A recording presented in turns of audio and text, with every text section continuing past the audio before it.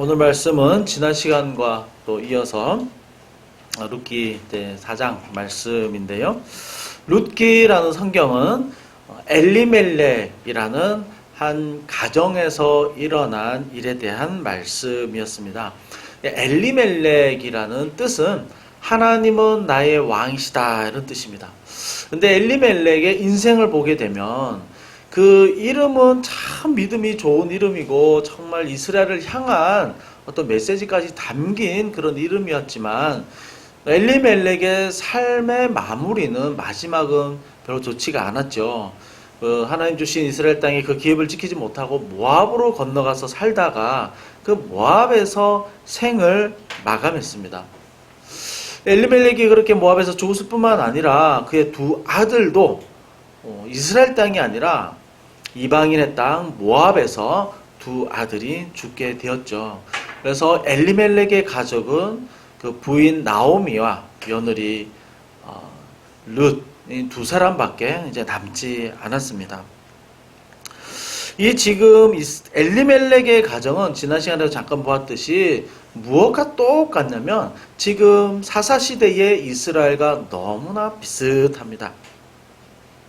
이스라엘도 완전히 몰락을 했죠. 하나님이 땅을 주신 이유는 하나님이 왕이시고 이스라엘이 그의 백성이고 하나님의 말씀을 따라서 그 땅을 유지하면서 하나님을 예배하면서 잘 살도록 하신 것이 하나님의 계획이었지만 이 이스라엘 백성들이 하나님의 왕되심, 하나님을 잘 섬기지 못했고 섬기는 일에 실패했을 때 이 사사시대는 그야말로 이스라엘의 최악의 내리막길을 걷게 되었습니다. 거의 이스라엘이 다 겉은 유지되고 있는지 몰라도 예배도 다 무너지고 한 지파도 전쟁 때문에 거의 몰살을 당하는 거의 이제 자멸하는 지경에 이르게 되었죠.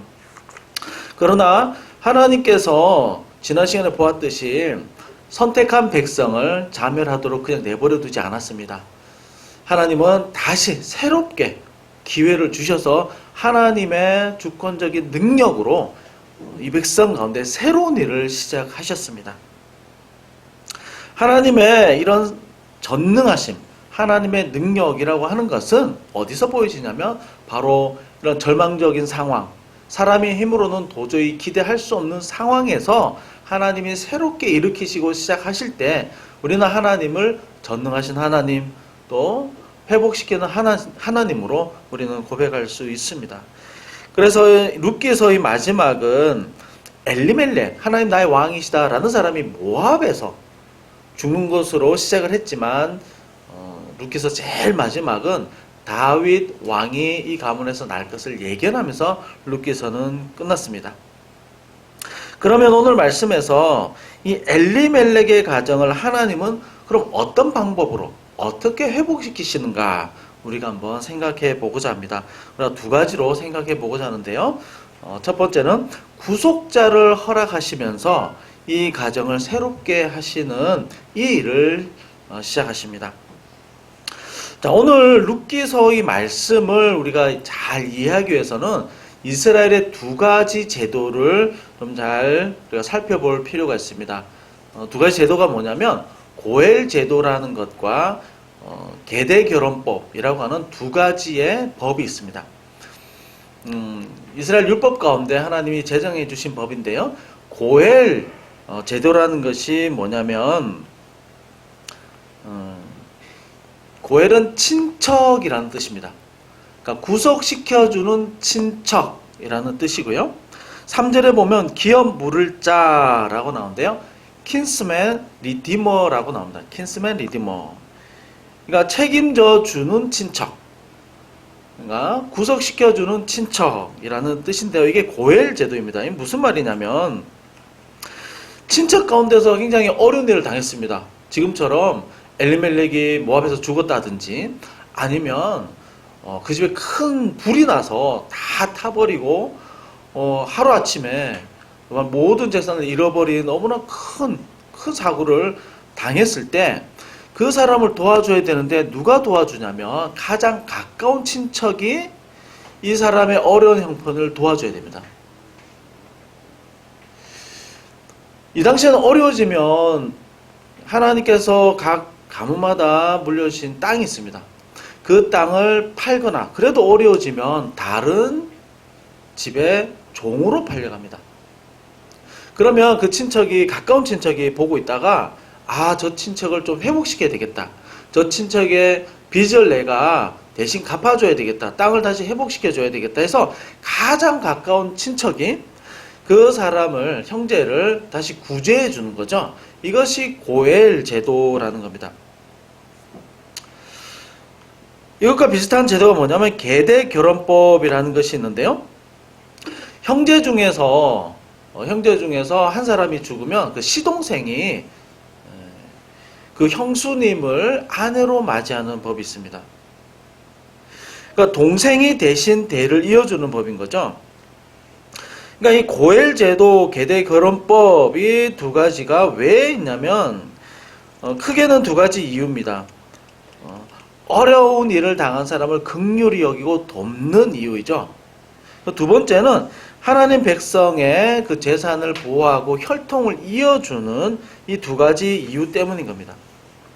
왜 어려운 사람을 이렇게 도와야 되냐면 하나님이 주신 율법이라고 하는 것은, 구약의 율법이라는 것은 딱딱하고 어려운 것이 절대 아니라 그 핵심이 뭐냐면 하나님 사랑과 이웃 사랑입니다. 이 이웃 사랑에 대해서 구약 율법에 너무나도 풍성하게 너무 잘 나와 있습니다.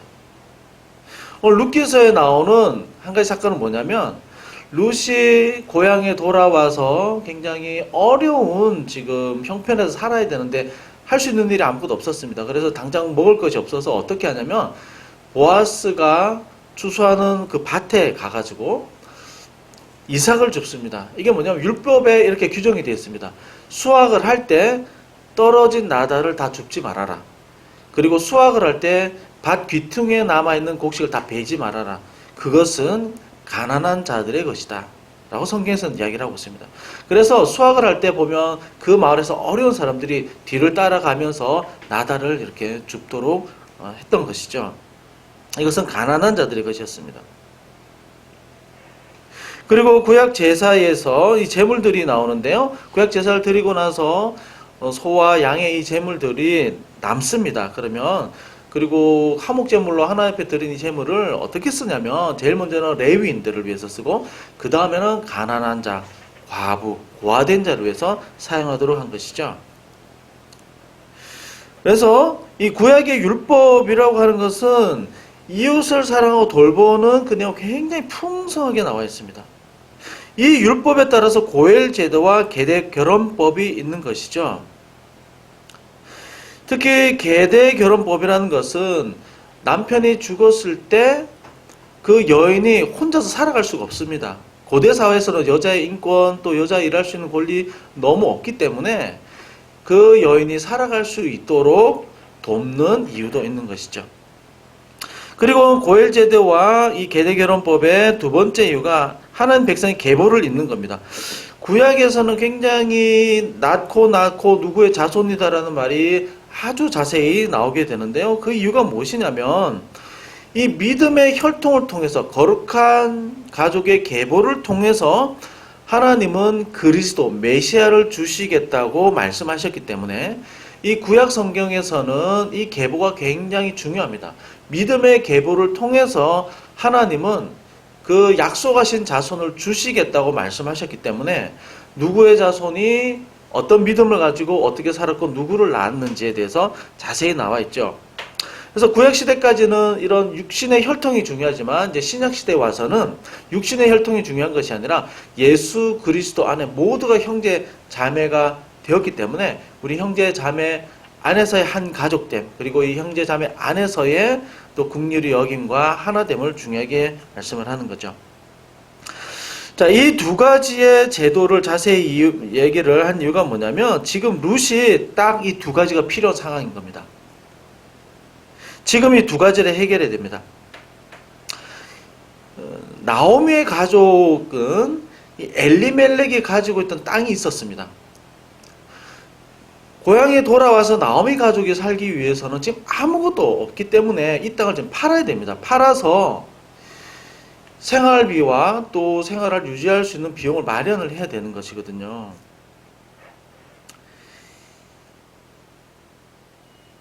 그리고 나오미는 나이가 많이 들었지만 이 룻은 젊었기 때문에 누군가가 거두어 들여서 누군가가 결혼을 해서 살아갈 수 있도록 가정을 가지고 살아갈 수 있도록 가정의 울타리를 만들어줘야 되는 이 두 가지 일이 있었습니다. 그런데 이것을 하려고 하면 굉장히 큰 손해가 발생합니다. 가까운 친척이 우선순위가 되는데요. 가장 가까운 이 친척이 이 두 가지 일을 하게 되면 어떤 큰 손해가 발생을 하냐면 엘리멜렉에게 주어진 그 땅을 이 가까운 친척이 돈을 주고 삽니다. 여기까지는 괜찮습니다. 자기 땅이 되니까 괜찮습니다. 그런데 룻을 받아들이게 되면 어떻게 되냐면 룻을 받아들여서 룻에게 아이를 낳게 되면 그 아이는 그 친척의 아이가 되는 것이 아니라 룻의 남편의 아이가 되는 것이고 그 땅은 이 사람이 친척이 땅을 샀는데 이 내가 산 땅은 룻의 아들의 땅이 되어버립니다.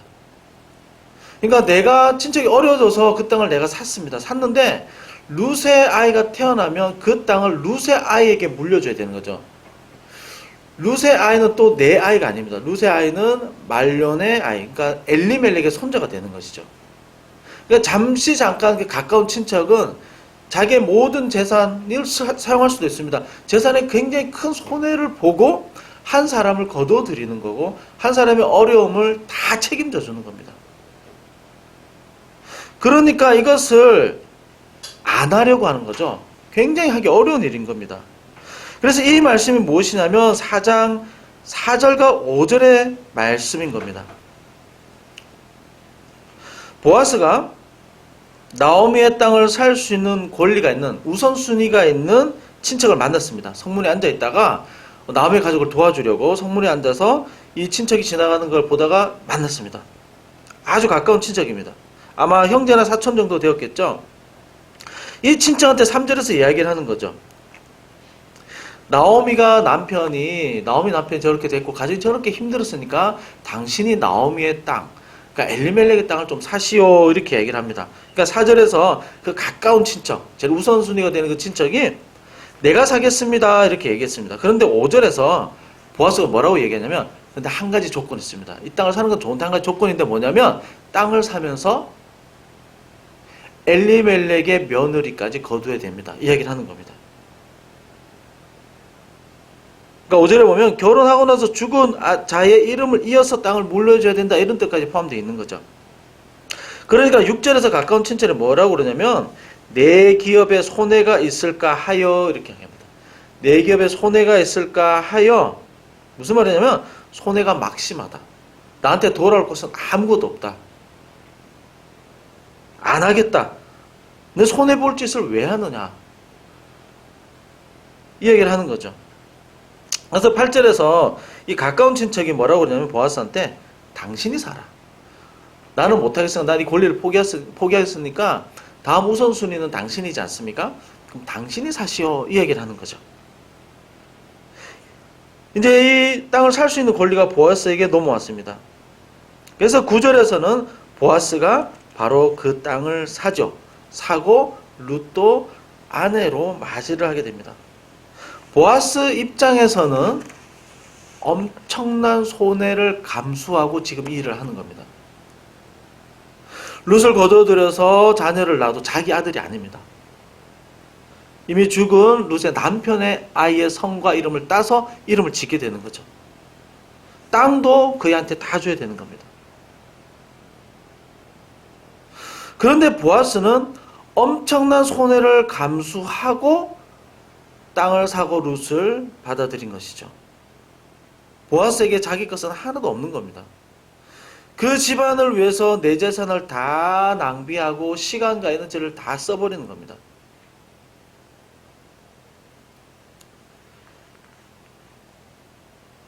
하나님이 이 엘리멜렉의 가정을 회복시키는데 어떻게 회복시키시냐면 구속자, 기업을 사주고 또 그 가정의 모든 형편을 대신 책임져 줄 사람, 보아스라는 사람을 만나게 하시는 거죠.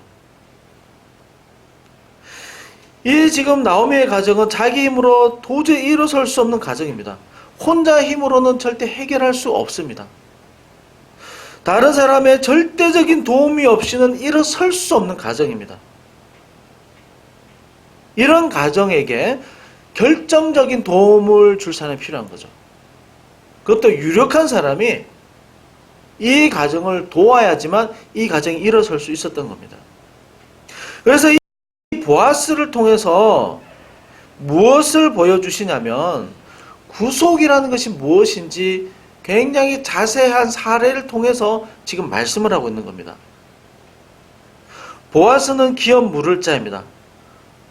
킨스맨, 리디머. 킨스맨은 친척, 리디머는 구속자입니다. 리디머, 구속자의 정확한 뜻이 뭐냐면 대가를 지불하고 다시 사서 회복시킨다, 이런 의미입니다. 그러니까 번역된 거는 되사는 사람, 구제해주는 사람, 도로 찾는 사람, 이런 뜻입니다. 기업 물을 자 이 보아스를 통해서 무엇을 보여주시냐면 구원자라는 것이 누구인가, 구속이라는 것이 무엇인가, 그 원래 의미를 지금 보여주고 있는 겁니다. 그래서 하나님은 이 가정을 회복시키시는데 구속자를 통해서 일을 하십니다. 보아스라는 구속자를 통해서 일을 하십니다. 지금 나오미의 가정은 보아스를 통해서 회복됐습니다. 경제적인 너무나 극심한 고통도 해결되었고, 룻이 모압 여자이지만 이스라엘에서 어떻게 살아가야 될까, 이 고민도 해결이 되었습니다. 그리고 각 가문의 중요한 그 자손의 문제도 해결이 되었습니다. 이 나오미와 룻이 보아스를 바라볼 때 어떤 생각이 들겠습니까? 너무나도 큰 은혜를 베푼 사람이죠. 이 은혜를 어떻게 갚을 수 있을까요? 보아스를 바라보면서 이 은혜를 어떻게 갚을 수 있을까요? 절대 갚을 수가 없죠. 아마 룻과 나오미는 보아스를 보면서 평생 감사했을 겁니다. 평생 고맙게 생각했을 겁니다. 이것이 바로 구속의 의미입니다. 구속의 의미. 구원의 의미입니다. 우리의 구속자는 누구입니까? 우리의 구속자. 우리의 구속자는 예수 그리스도입니다. 구속자를 리디머라고도 하죠. 바로 이 의미인 거죠. 우리는 죄와 사망 가운데 죽었던 사람이었습니다. 엘리멜렉의 가정처럼 우리는 하나님을 만나기 전에 전혀 가망이 없었습니다. 전혀 살 가능성이 없었습니다. 그 어떤 무엇을 한다 하더라도 우리에게는 새로운 생명을 얻을 만한 기회조차도 없었습니다. 하나님 보실 때 본질상 진노의 자녀였고 사망 선고가 내려진 사람이었습니다. 그러나 예수 그리스도께서 우리의 죄값을 대신 지불하신 거죠. 예수 그리스도가 지불한 것은 금전적인 손해가 아니라 자신의 목숨을 지불하셨습니다. 우리를 다시 되살기 위해서, 우리를 회복시키기 위해서는 누군가의 생명이 필요했습니다. 누군가가 우리를 위해서 대신 죽었어야만 되는 겁니다. 단지 금전적인 손해를 입는 것이 아니라 생명의 손해를 감수해야 되는 것이죠. 이 엄청난 대가를 지불하고 예수 그리스도께서 우리를 다시 사셨습니다. 보아스는 재산상의 손해를 보았지만 예수 그리스도는 자기 목숨을 바쳤습니다. 자기 목숨을 바치고 우리를 구속하셨습니다. 우리는 너무나도 큰 은혜를 받은 사람이죠. 나오미와 룻이 보아스를 바라보며 평생 감사하고 그 은혜를 절대 잊을 수 없는 것처럼 우리는 예수 그리스도를 생각하고 예수 그리스도를 고백하면서 예수 그리스도를 향해서 우리는 무엇을 이야기하고 무엇을 고백해야 됩니까? 평생 감사해야 되는 거죠. 평생도록 그 은혜를 찬양하고 높여야 되는 겁니다. 나오미와 룻이 보아스를 만나지 않았다면 정말 가난하고 비참하게 아마 살다가 죽었을 수도 있습니다. 아마 다시 다른 외국으로 갔을 수도 있습니다. 그들의 삶은 굉장히 비참했을 겁니다. 그렇지만 보아스를 통해서 이 모든 형편이 회복된 거죠. 나오미와 룻은 자신의 형편이 얼마나 비참한지 경험을 했고 그 고통 가운데 살았습니다. 보아스를 만났을 때 그를 높이지 않을 수 없었고 그에게 감사하지 않을 수 없었던 겁니다. 우리가 살아가면서 하나님을 만나지 않았더라면 어떻게 되었을까? 죄의 그 비참과 죽음 이후에 오는 하나님의 그 어마어마한 진노를 우리가 만약에 정말 깊이 알 수만 있다면 우리를 구속해 주시고 우리를 다시 그 핏값으로 사신 그네가 얼마나 놀랍고 얼마나 큰지 우리는 이 한 가지만으로도 평생 찬양하고 평생 감사하고 평생 하나님만을 내가 섬기겠습니다. 아마 반드시 고백하게 될 것입니다. 그래서 기독교 강요에서는요, 제일 앞에서 우리의 모습을 알지 못하고서는 하나님을 알 수 없고 하나님을 알지 못하면 우리 자신의 모습을 알 수 없다고 그럽니다. 하나님에 관한 지식은 우리에 관한 지식과 절대적으로 연결되어 있습니다. 우리의 죄의 비참과 우리의 형편을 만약에 안다면 하나님이 베풀어 주신 그 은혜와 사랑이 얼마나 놀랍고 얼마나 큰지 우리는 영원토록 찬양할 수밖에 없는 겁니다. 그래서 우리가 신앙생활하면서 신앙생활 정말 잘하는 것이 무엇일까요? 신앙생활에서 가장 중요한 것이 무엇일까요? 100번, 1000번 강조해도 부족하지 않는 것이 무엇일까요? 모든 신앙생활의 가장 우선순위가 무엇일까요? 기도 많이 하고 봉사 많이 하고 헌신 많이 하는 것보다 이것도 굉장히 중요합니다만 이것보다 훨씬 더 중요하고 우선순위가 되는 것은 바로 이 은혜가 얼마나 크고 놀라운지 내가 평생 갚으려고 해도 갚을 수 없는 너무나도 놀라운 은혜라는 사실을 알고 찬양하고 고백하는 것입니다. 이것이 가장 최우선순위이고 가장 중요한 신앙의 내용입니다. 만약에 이것 없이 이 은혜가 없이 이 은혜에 대한 찬양과 고백 없이 하는 모든 우리의 헌신과 기도와 말씀들은요, 자칫 잘못하면 나의 공로가 될 수도 있습니다. 내가 이렇게 하나님 앞에 헌신하고 기도하고 말씀을 받으니 이 조건으로 하나님은 이 정도 해주셔야 되는 거 아닌가? 내가 이렇게 하니까 대가로 하나님이 해주시는 것이지 라고 하는 생각은 아주 종교적인 생각입니다. 우리의 죄의 타락의 본성에서 나온 생각입니다. 성경은 정반대로 이야기를 합니다. 너희들은 아무것도 할 수 없었다. 너희들은 하나님에 관해서 의를 행하기에 구원을 얻기에 하나님께 다다르기엔 절대로 할 수 있는 일이 아무것도 없었다. 주신 은혜가 너무 크기 때문에 하나님의 사랑이 너무 크기 때문에 거기에 대한 결과로 고백으로 우리가 기도하고 말씀하고 찬양하고 헌신하고 우리의 것을 내어서 구제하고 돕는 것인 거죠. 무엇을 내가 한다면 하나님이 이 정도로 해주시는 것이 아니라 이미 하나님이 너무나도 큰 걸 해주셨기 때문에 내가 절대로 갚을 수 없는 것을 해주셨기 때문에 그게 너무 감사하고 너무 감격스러워서 너무 고마워서 예배하고 찬양하고 기도하고 헌신하고 선교하고 전도하는 것이죠. 이것이 바른 순서입니다. 그래서 은혜를 알면 알수록 기도할 때 더 낮아지고 더 겸손해지는 거고요. 이 은혜가 너무 크고 놀라워서 선교하고 외국에 나가서 주를 위해서 봉사하는 일이 정말 이게 정말 아무것도 아니라는 것을 누구한테 말하기도 너무 창피하다는 것을 아는 겁니다. 그 은혜에 비하면 내가 조금 하나님 앞에 뭔가 이렇게 수고하는 것이 이게 너무 부끄러워서 말도 할 수 없다는 것을 알게 되는 겁니다. 내가 하나님 앞에 헌신하고 수고하고 선교하기 위해서 자랑거리가 아니라 왜 당신들은 그렇게 하지 못하느냐라고는 정죄할 수 있는 이런 근거가 되는 것이 아니라 너무나도 부끄럽고 너무나도 작고 그 은혜에 비하면 정말 말도 할 수도 없는 부끄러운 것이라는 것을 더 깊이 알게 되는 겁니다.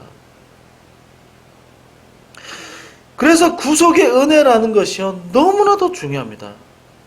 신앙생활에서 가장 우선순위고요. 우리가 기도할 때 가장 먼저 기도해야 되고 가장 먼저 깨달아야 되고 알아야 되는 것이 바로 이 구속의 은혜인 겁니다. 만약에 은혜가 와닿지 않는다면 예수 그리스도의 이 나를 살리신 이 구속의 피해 값으로 나를 다시 사신 은혜가 와닿지 않는다면 우리는 가장 먼저 이것을 위해 기도해야 됩니다. 하나님 이 구속의 은혜를 좀 깊이 알 수 있도록 도와주십시오. 나의 죄의 비참함이 얼마나 끔찍한 결과를 낳을 수밖에 없는지 주님 보게 해주십시오. 그래서 가끔 하나님은 우리의 고통의 끝을 가끔 경험하게 하십니다. 이 고통의 끝이 우리가 지금 경험한 것 이상으로 수백 배, 수만 배 영원한 고통이 기다리고 있기 때문에 이것을 이 땅에서 가끔 경험하게 하시죠. 하나의 진노의 자녀이고 하나의 저주와 심판을 받는다는 것이 얼마나 끔찍하고 영원한 심판 가운데 있는 것이 얼마나 두렵고 무서운 일이라는 것을 우리의 고통을 통해서 예상케 하십니다.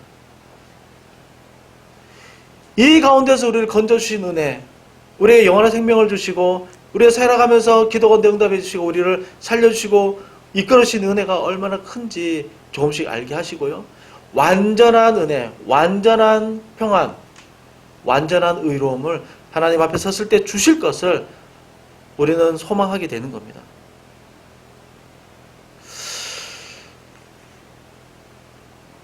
이것을 알아야지, 하나님의 은혜의 크심을 알아야 비로소 하나님 누군지 아는 겁니다. 하나님의 전능이라는 말이, 전능하심이라는 것이 나의 어려운 형편을 회복시키는 정도, 그 정도가 아니라 죽은 사람을 살리는 능력이구나. 절대 불가능을 가능케 하시는 것이구나. 영원히 저주와 심판받을 사람을 영원한 생명으로 옮기는 능력이구나. 이걸 알게 되는 거죠. 이것이 하나님의 전능하심인 겁니다. 이걸 통해서 우리의 모든 형편을 바꾸실 수 있고 인도해 가실 수 있고 얼마든지 회복시킬 수 있다는 것을 우리는 기대하고 소망할 수 있게 되는 겁니다.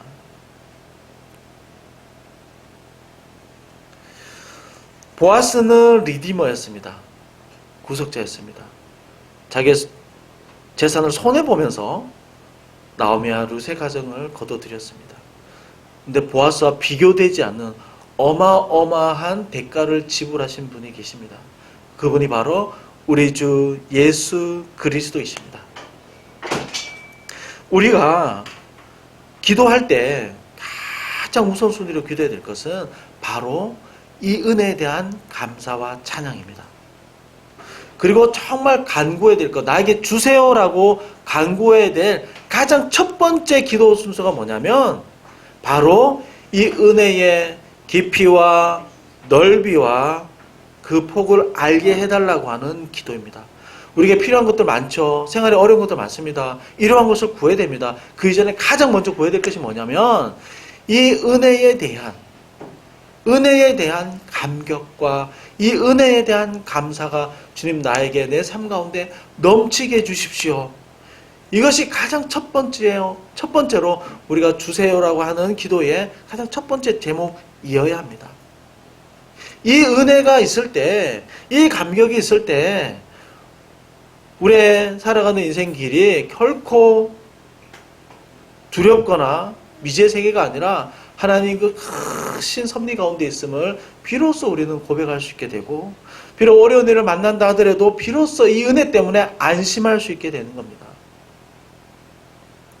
오늘 이 말씀을 보면서 우리의 영원한 리디머 구속자 예수 그리스도를 정말 마음속 깊이 기억할 수 있도록 주님 도와주시고 이 구속의 은혜가 얼마나 크고 놀라운 은혜인지 주님 깨닫도록 도와주십시오. 평생 동안 감사할 수 있도록 도와주십시오. 이 은혜 한 가지만으로도 우리가 충분히 살아갈 수 있는 그 감격이 우리 가운데 넘치도록 도와주십시오. 이것이 정말 우리의 진실한 기도 제목이 되기를 원하고요. 또 우리의 설교에 계속해서 시리즈의 중요한 제목이 바로 은혜가 이끄는 삶입니다. 이 은혜가 우리의 삶을 이끌 수 있도록 주님 도와주십시오. 함께 오늘 말씀을 통해서 이렇게 간절히 기도하는 저와 여러분이 되시기를 주님의 이름으로 축복합니다.